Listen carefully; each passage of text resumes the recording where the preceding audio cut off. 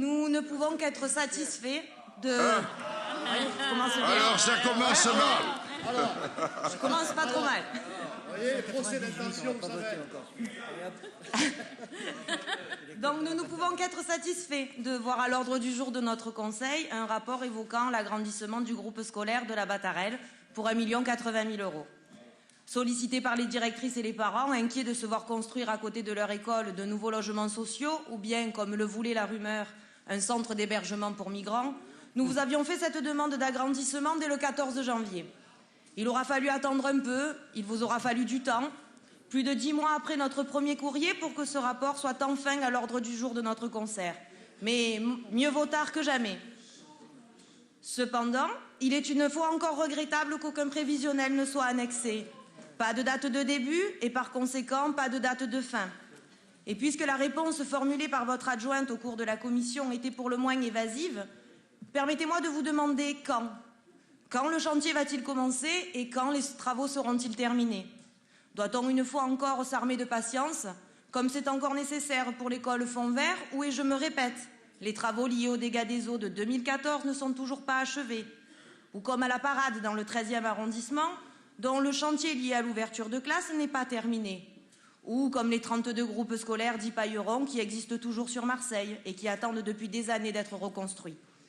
Surtout qu'actuellement, l'école élémentaire accueille déjà une classe de grande section faute de place à la maternelle et qu'il n'est pas impossible que l'an prochain, il y ait une ouverture de classe à l'école élémentaire. Et si l'ouverture est confirmée en septembre, l'école élémentaire sera donc dans l'incapacité d'accueillir une classe supplémentaire. Aussi, monsieur le maire, où iront ces petits si les travaux ne sont pas achevés? La directrice de la maternelle évoquait la semaine dernière qu'il serait peut-être plus judicieux de transformer le self existant attenant à l'école maternelle en salle de classe et les nouveaux locaux en self. Ceci faciliterait la gestion des enfants à la maternelle sur un seul bâtiment au lieu de deux.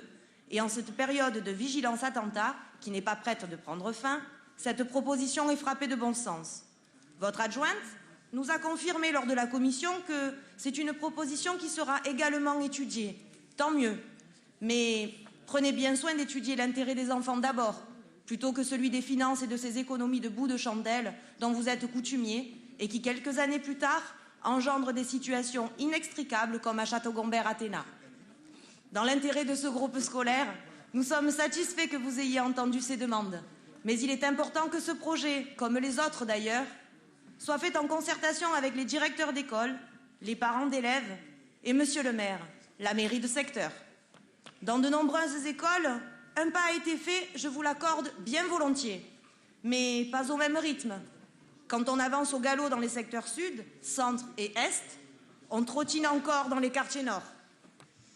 Si la ministre de l'Éducation nationale, en visite sur notre ville lundi dernier, et qui a pris soin, comme vous le disiez, d'éviter les 13e et 14e arrondissements, a affirmé que plus de 700 chantiers seraient en cours dans nos écoles, dont 400 qui auraient commencé cet été, force est de constater qu'il reste encore des demandes en souffrance, voire des demandes oubliées. Trop d'écoles de nos quartiers restent encore dans le flou et l'effet d'annonce.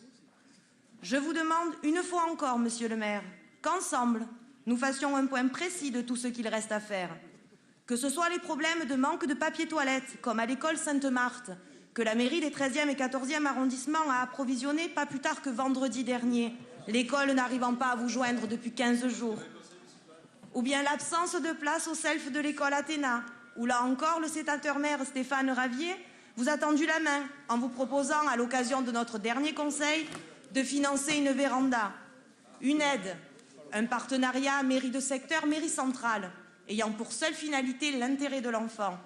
Un geste que vous avez refusé. La liste des travaux qu'il reste à effectuer est longue, vous le savez, ou pas. Devant la situation désastreuse et l'état de délabrement avancé de nombreuses écoles marseillaises, le conseil d'arrondissement du 7e secteur, réuni le 30 mars 2016, vous a soumis la convocation d'un conseil municipal extraordinaire pour lister les problématiques des écoles afin d'établir un échéancier strict des travaux. Vous avez préféré ignorer cette demande. Nous vous avons aussi demandé de décentraliser la gestion et l'entretien des écoles aux mairies de secteur, mais vous n'avez pas voulu en entendre parler.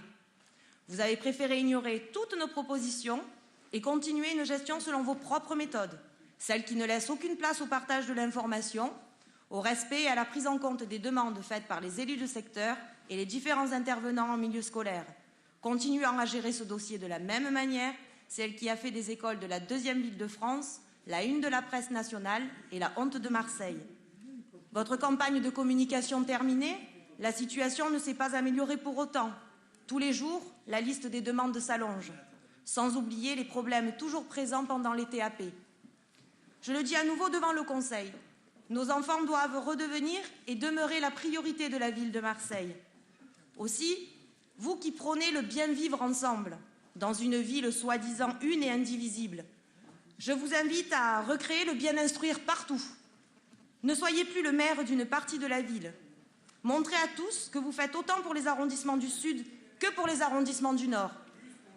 Prouvez aux Marseillais votre amour pour Marseille, pour votre ville et pour tous ses enfants. Vous ne pouvez pas laisser l'image d'un maire qui a abandonné certains quartiers de la ville.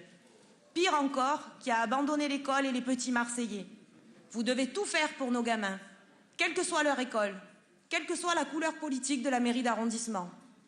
Les mairies de secteur connaissant la réalité du terrain et afin de montrer en toute transparence votre investissement pour les écoles, acceptez la création d'une commission définition et programmation financière, planification, réalisation et suivi des travaux d'entretien, de remise à niveau et de construction des bâtiments scolaires, en respectant la représentation des différentes sensibilités politiques de notre Assemblée. Acceptez la mise en place de cette commission qui démontrera enfin que vous êtes le maire de toute la ville et de tous les Marseillais.